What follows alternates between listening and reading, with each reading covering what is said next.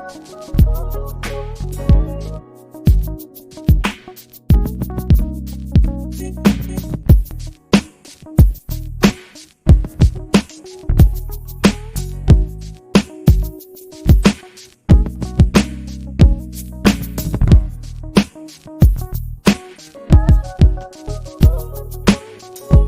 Ringside crew, welcome to the internationally known Dudes at Ringside podcast. And now here's your host, Joe, Panther the Third. Hello there, wrestling fans, and welcome to another episode of the internationally known Dudes at Ringside podcast. And man, today is a really fun episode. I have a gentleman from the UK that is with me in the studios. His name is EMS. Welcome. Thanks very much for having me.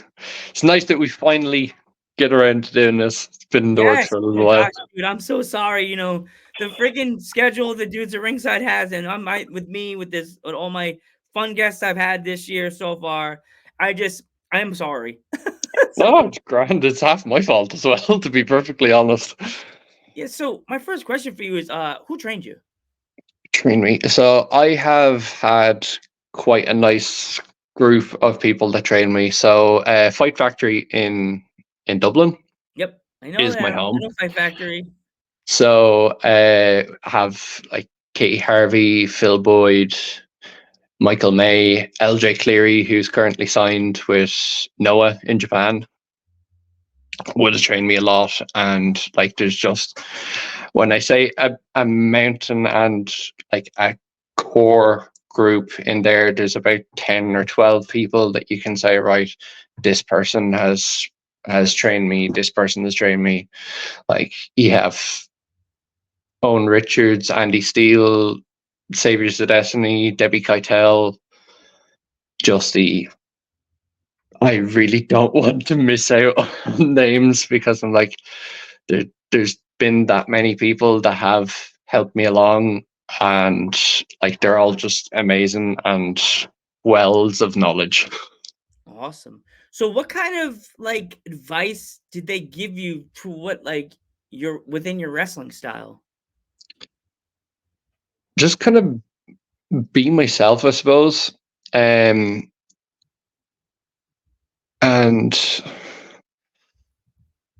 like, one thing that was very, very much kind of when I was still finding what EMS character was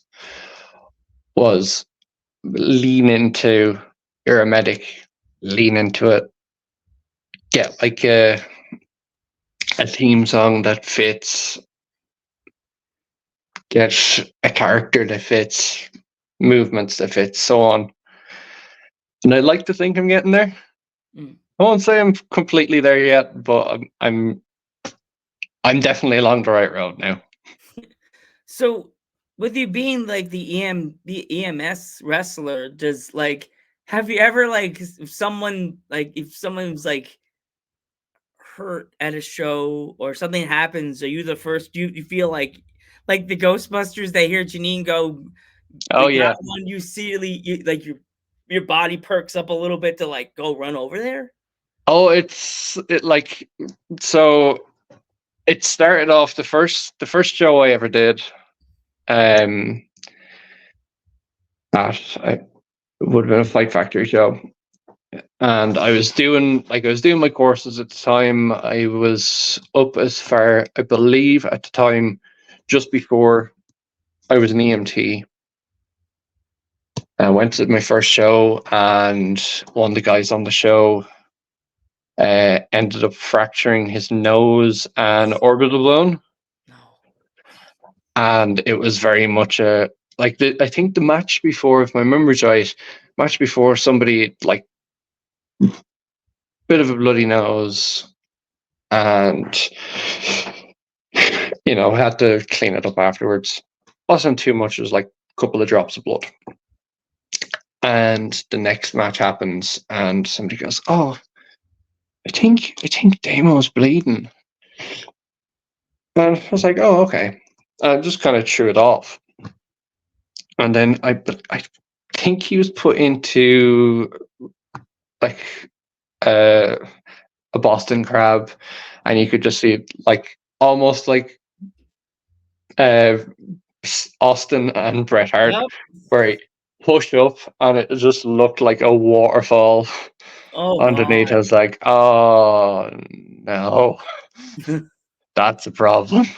Oh jeez.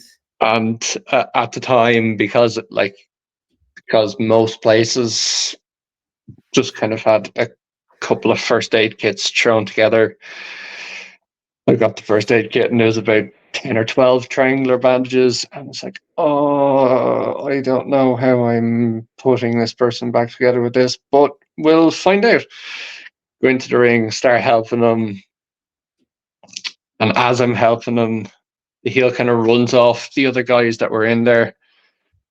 And I'm like, well, I'm not getting thrown out, even though I was technically being a runner that day as well. So I'm like, okay, I know the other guys are being runners as well with me, and they're currently getting their ass kicked. But I'm just gonna slide out, and with that, he picked up the first aid box that had very little in it anyway and chucked it at him. And I'm just there like, oh no, No. please. Why did you do that? But yeah, no, he was fine in the end. And like as soon as I said, I was like, guys, we need a proper first aid kit going forward. Like they was like, yeah, sure. Which one do you want? And like since then, like especially in Fight Factory, the guys and most places that I go to now will go, you know, they go, right, we'll have you for wrestling, but are you happy with all the medical stuff that we have? Or do we need to go out and get stuff like should anything happen? And like in Fight Factory, like we've a defib on site the whole time. And like our first aid kit, we either have myself or one of the other guys that trains in Fight Factory, Dylan. Two of us are EMTs. So the two of us, like even a training or whatever, if somebody gets cut or scraped or whatever, or gets a knock to the head, two of us go, right, come over into this room, sit down, let me check you out, make sure you're all right. Either, yeah, you're all right to go back into training, or no, you're not. How are you getting home? Etc. Etc. I have had mid-show stuff as well when I have been wrestling. So that was an experience. At a CAW show, we were in the middle of a brawl where it was like leading into a lumberjack match at the very end of the show. And everyone was like in the ring. The guy I've been feuding with for most of last year in CAW, John McCann, the two of us were fighting each other. And I don't know why, but I could just see our ref Haley out of the corner of my eye. And I was like, she's like, I'm fighting. I'm hearing EMS chants, but like they weren't like, oh, EMS, like EMS. I'm like, okay, it's a bit quicker than usual. Usually they'd kind of take their time with it, and Like I could it's see like her. EMS. Yeah, usually you'd be like that, and I was like, well, I'm not really understanding. But I could just see out of the corner of my eye, and our ref Haley kind of used my real name. She's like, I need you now. I was like, oh, okay. This isn't a thing where like you're just telling me to like stop fighting. Oh, it was like a cave. You wasn't a Yeah, cave. This is yeah, real it life. wasn't. It was like there was when the fans had collapsed, and like they were fine afterwards. They got brought off, checked, and the whole lot by the ambulance staff, and well, it was a case of right, everything stops. Everyone got out of the ring, went to the back. The show was postponed for an hour and a half while we were waiting for the ambulance to show up, Mm. and then like let everything reset and a whole lot. But thankfully, like I think they've been back to show since, so like they're fine, healthy, all good. But it was very much a case of okay, wrestling. I think I took the world's worst like hit to the stomach, rolled out the second rope, and just straight like just tumbled out and walked. Just completely no sold Oh, that jeez. bit. But it was very much a case of just flick of the switch. Okay, wrestling. Wrestling real life. Sorry, 2 seconds. Oh. Yeah. Sorry. It's okay. My dad wondering why I'm talking at 2:20 in the morning. Yeah, that happened to me a few days ago. A wrestling fan actually DM'd me on Instagram, and I was like, "Yeah." My mom's like, "Why you talking, Mama Panther? Why you talking so loud?" I'm like, And I'm just talking, yelling at a reaction I saw on WWE. Me. So like, who are some of your inspirations for getting into this big world of professional wrestling?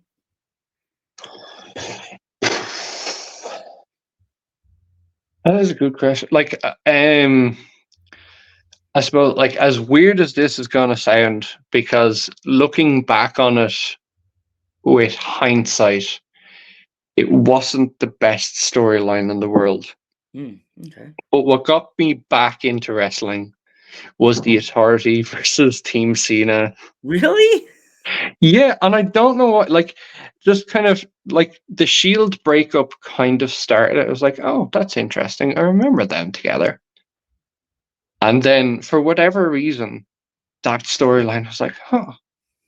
And I started watching YouTube clips that be put up after Raw on a Tuesday morning. Like, okay, this is interesting. I wonder what happens here. And looking back on it now, like that wasn't a great story. Yeah. Especially the whole like the like Big Show turning from being a good guy, being heel, being a good guy again, not being heel again, and staying heel. I'm like, now I'd be like, oh, Like, choose your side of the road, Big Show. Come on, dude. yeah. I was like, what am I watching? Like now I'm like, what am I watching? But like, well, I probably would have been 13, 14-year-old me. I was like, this is great. Like, I can't believe Big Show. It's just, I can't believe Big Show turned again. Yeah. But that would have got me back. Like then, like kind of revisiting then like Daniel Bryan and stuff like that. Like would have piqued my interest where I'd kind of go back and look at it and then come out. But for whatever reason, that got me back in. I have no idea why. So, like, with you being in the UK, do you ever watch, like, go on YouTube or like go on Instagram, and if you're following any of American wrestlers, have you ever gone like watch these American wrestlers and gone, I want to wrestle that guy, or man, if you do intergender matches, like that girl looks like I need to wrestle her? Not independent, like not independent wrestlers for the most part, but like now that I'm kind of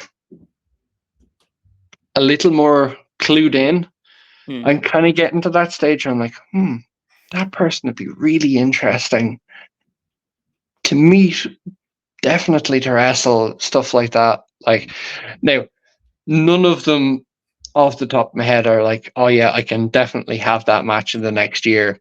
It'd be like I only did a seminar with Jonathan Gresham last week in Fight Factory, and like for me that would be like, yep, I'd love to have that match. Am I even slightly ready for that match yet? Absolutely not. But eventually, definitely, like that'd be somebody I'd be like, yeah.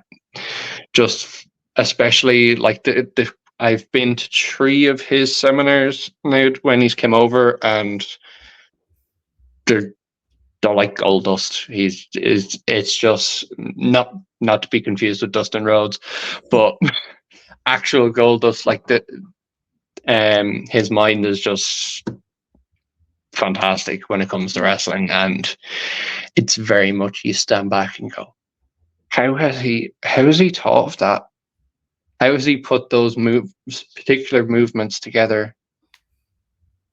And even watching him after a couple of shows, like he had a match for the Ring of Honor title, and the fight, yeah, it's for the Ring of Honor title, and like he came back after about a half-hour match, sat in the chair backstage, and started putting himself in wrist locks and hammer locks and stuff straight away. He doesn't have an off switch, and it's fascinating. Awesome. So, EMS, what is it like to be now part of this list of wrestlers with the interesting gimmicks, like the police officers and like all these things? But then you have to explain to all these people, you really do this in real life. Like, what is that like? It's interesting, but like I feel at the moment, particularly in like Fight Factory, in what our kind of younger roster, our next gen roster, is there's a lot of it.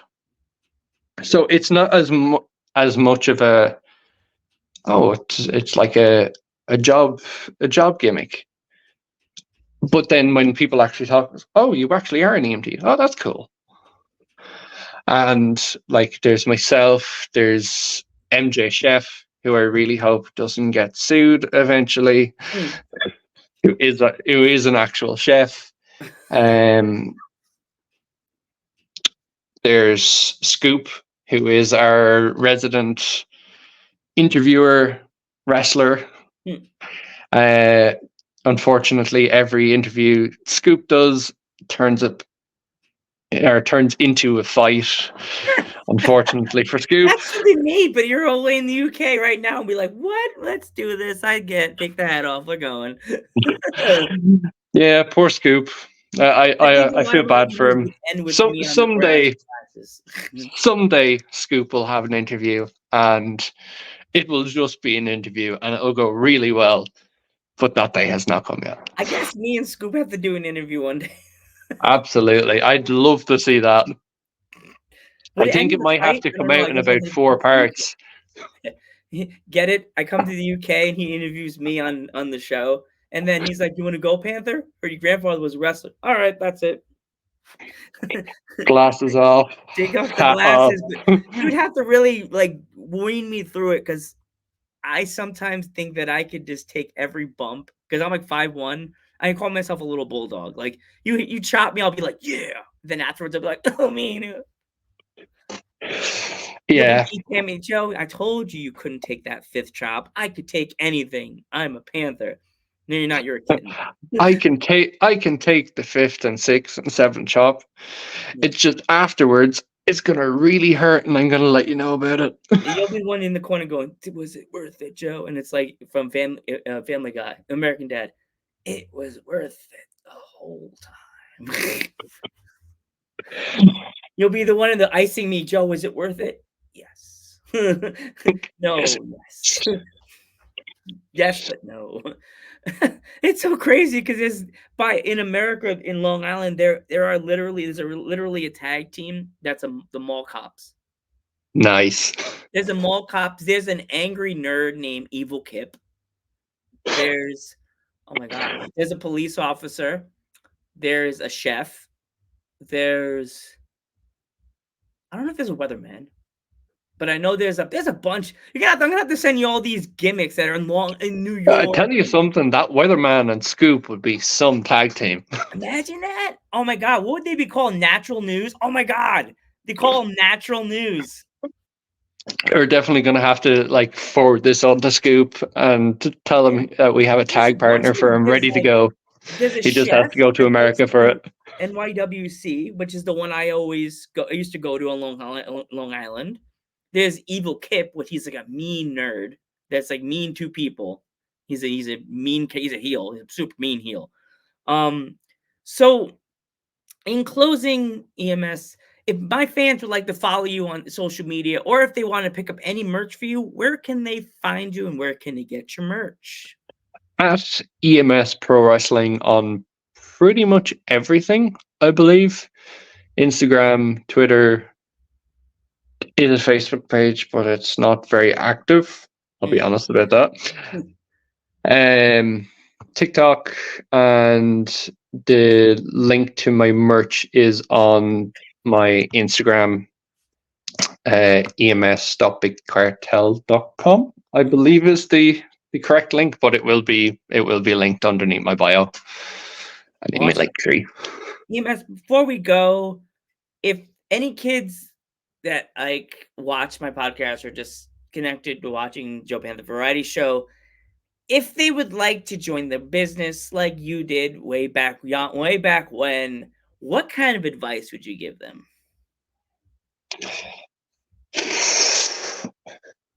Make sure to go to a very good wrestling school. Like, I can't emphasize enough how positive my experience with my wrestling school has been. Even the couple of places that I've went to train, like the Lions Den Dojo in NXG up in Belfast, WXW in Essen at the time. Like, make sure to go to a school that is really well ran, really good trainers, really safe trainers, stuff like that. And yeah, it just surround yourself with good people, and only good things will come of it. I know it's a very kind of cheesy line, No, but I've heard worse. I've heard cheesier. honest to God, it's again, I've praised Fight Factory as much as I can, but even that is underselling it, to be honest. I love Fight Because Factory. I love the people that go there, and I love the trainers. They're all awesome people. I actually have their sticker on my coin jar. I have the fuck cancer sticker that they do for when they do the breast cancer show, and I have your coach, he sent me stickers. I have a lot of the behind the set from the guys from the original wrestlers are over here on the other side. But yeah, thank you so much, EMS, for coming on the podcast. I really appreciate it. I'm Joe Panther the Third. I am EMS. And we will catch you in the next one.